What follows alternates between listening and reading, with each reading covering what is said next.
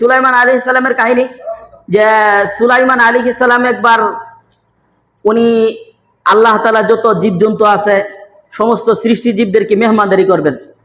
তো যার কারণে সবাইকে দাওয়াত করলেন।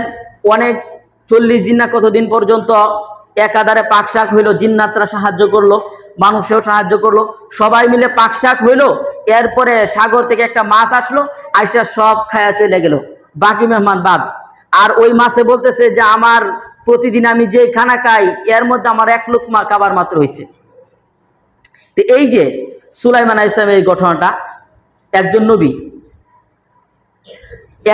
নবী তিনি কি জানবেন না আল্লাহ সৃষ্টি সম্পর্কে তার ধারণা নাই? হ্যাঁ।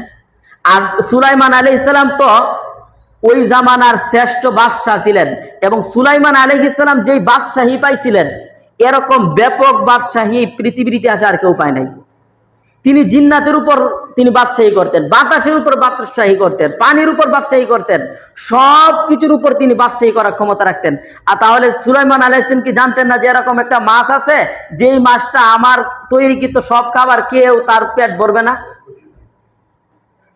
আর আরেকটা কথা হলো, আল্লাহ তাআলা যত মাখলুক সৃষ্টি করেছেন সমস্ত মাখলুকের খাবার কি একরকম? একরকম? এক এক মাখলুকের খাবারের ধরন এক এক রকম।